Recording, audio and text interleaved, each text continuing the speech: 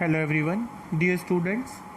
कल हमने वेक्टर्स का टॉपिक स्टार्ट किया था और हमने उसमें जाना था कि जितनी भी फिज़िकल क्वांटिटीज़ होती हैं उनमें से कुछ वेक्टर क्वांटिटीज़ होती हैं और कुछ स्केलर क्वांटिटीज़ होती हैं। स्केलर क्वांटिटीज़ वो होती हैं जिनके पास सिर्फ मैग्नीट्यूड होता है और डायरेक्शन नहीं होती है, और वेक्टर क्वांटिटीज़ वो होती हैं जिनके पास मैग्नीट्यूड भी होता है और डायरेक्शन भी होती है। वेक्टर्स को हम लेटर ए बी सी कुछ भी और उसके ऊपर एक एरो हेड लगा कर के रिप्रेजेंट करते हैं। आज हम पढ़ने जा रहे हैं टाइप्स ऑफ द वेक्टर्स, कि वेक्टर्स जो हैं वो कितनी तरह के होते हैं और कैसे कैसे इनके इस्तेमाल होते हैं, वो हम आगे पढ़ेंगे। सबसे पहली टाइप जो है वो है इक्वल वेक्टर्स।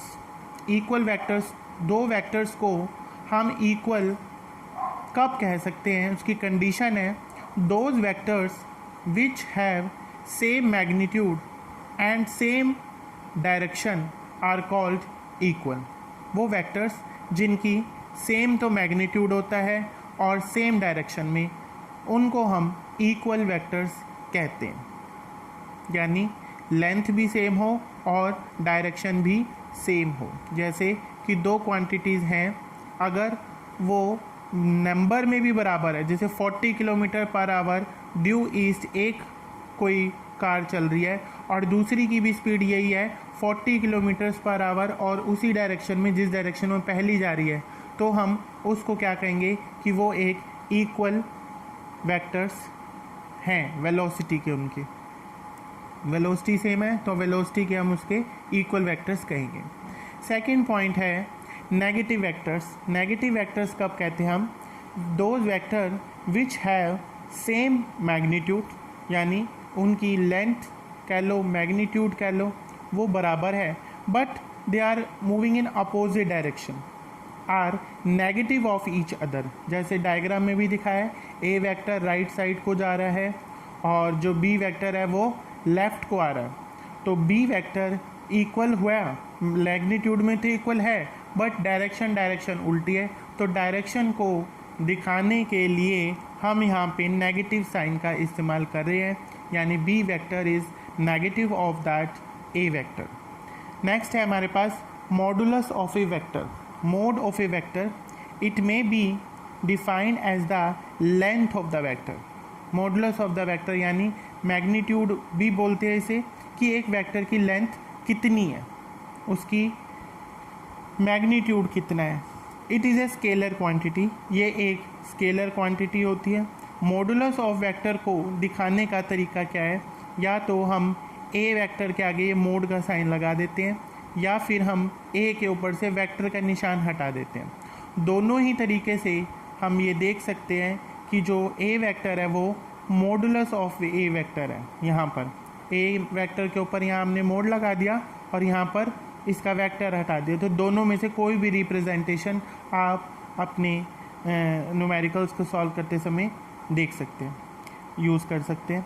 फोर्थ पॉइंट है हमारे पास यूनिट वेक्टर। नाम से ही पता चल रहा है, यूनिट का मतलब होता है वन, यानी it is a vector of unit magnitude, यानी ऐसा वेक्टर जिसका मैग्नीट्यूड कितना हो, वन। जिसका मैग्नीट्यूड कितना हो, one, in the direction of A given vector. और वो एक फिक्स वेक्टर की एक डायरेक्शन तो होगी, पर शर्त यह है कि उसका मैग्नीट्यूड जो है वो हमेशा क्या रहेगा, बराबर है। इसको दिखाने के लिए हम कैप का इस्तेमाल करते हैं। ए के ऊपर जो कैरेट का सिंबल है, ट्रायंगल का हाफ पार्ट सा, इस सिंबल को, ये जो ऊपर बना हुआ है इसको हम बोलते हैं कैरेट सिंबल या कैप बोलेंगे ज़्यादातर। तो ये बराबर होता है A vector divide by its magnitude. यदि इसका मतलब यह है कि अगर हम किसी वेक्टर को उसके ही मैग्नीट्यूड से डिवाइड कर देते हैं तो हम उसे यूनिट वेक्टर कहते हैं। दोबारा ध्यान देंगे कि जब हम इस वेक्टर को उसके ही मैग्नीट्यूड से डिवाइड कर देंगे तो हम उसे क्या कहेंगे, यूनिट वेक्टर कहेंगे। ए कैप मैग्नीट्यूड को चाहे ऐसे दिखाते हैं या ऐसे दिखाते हैं, तो हम यूँ भी लिख सकते हैं vector divided by its magnitude. इसका मल्टीप्लाई कर लेंगे इस तरफ तो ए वेक्टर किसके बराबर आएगा, A mod into A cap, यानी मैग्नीट्यूड ऑफ वेक्टर इंटू में मॉडुलस ऑफ द वेक्टर। उसके बाद नेक्स्ट है हमारे पास कोलिनियर वेक्टर्स। कोलिनियर वेक्टर्स यानी कोलिनियर, जैसे नाम से ही पता चल रहा है इनकी कॉमन लाइन है। The vectors which act along the same line और same parallel lines are called collinear vectors. जैसे रेल की दो पटरियों पे अगर कोई बॉडी चलती है, दो पहिए चलते हैं ट्रेन के, तो वो साथ साथ एक ही डायरेक्शन में मूव करती है, तो वो हम ये कहेंगे कि दो ऑब्जेक्ट जो हैं वो सेम डायरेक्शन में जा रहे हैं, पैरेलल हैं, तो वो कैसे कहलाएंगे, कोलिनियर है। अब ये यूँ भी हो सकता है कि उनके बीच में एंगल जो रहता है वो हमेशा क्या रहता है, 0 डिग्री, क्योंकि वो पैरेलल है।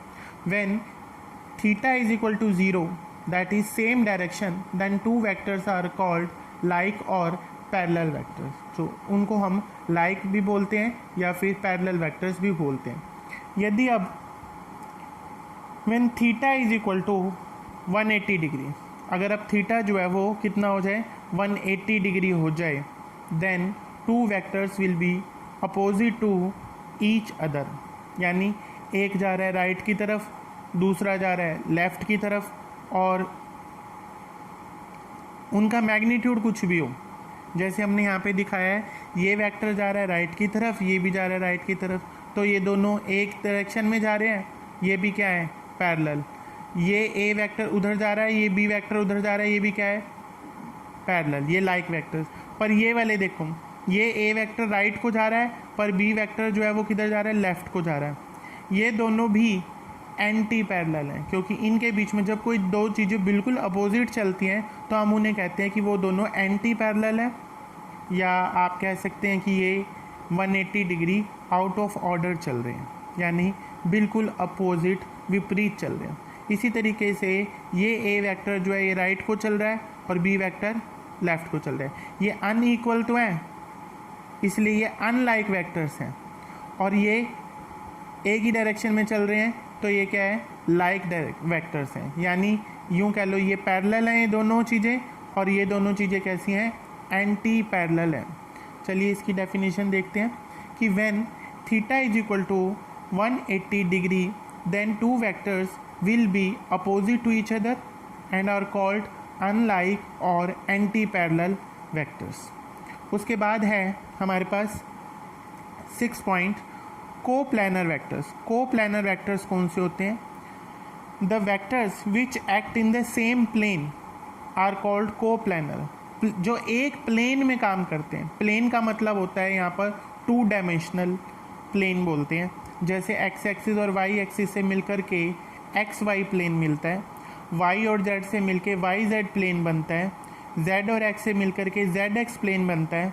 तो कोई भी ऐसी चीज़ जिसकी 2 साइड्स हों तो वो प्लेनर होती है। जैसे एक पेपर है, शीट ही है, तो उसकी लेंथ होती है, ब्रेड्थ होती है, हाइट चाहे ना के बराबर होती है, क्योंकि वो मोटा बहुत कम होता है, पतला सा कागज़ होता है, तो वो भी किसका एग्जाम्पल है, एक प्लेन का। तो आप बोलते हैं ना उसे प्लेन शीट दे दो।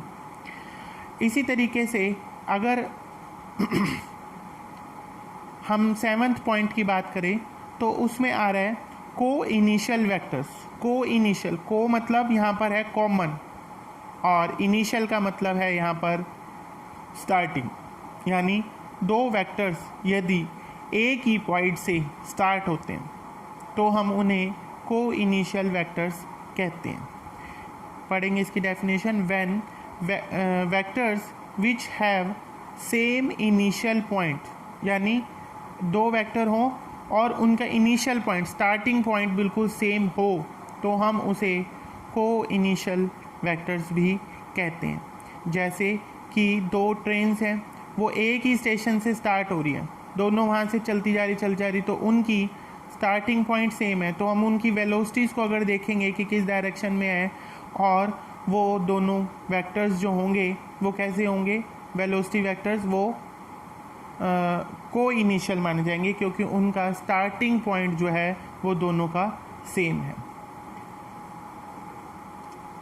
इसी तरीके से लास्ट हम पढ़ेंगे ज़ीरो वेक्टर। ज़ीरो वेक्टर वो होता है, ए ज़ीरो वेक्टर और नल वेक्टर भी बोलते हैं जिसे, उसका ज़ीरो मैग्नीट्यूड होता है और कोई भी आर्बिट्रेरी मतलब रैंडम कोई भी डायरेक्शन हो सकती है। इसको ज़ीरो और उसके ऊपर एरो के निशान से हम दिखाते हैं।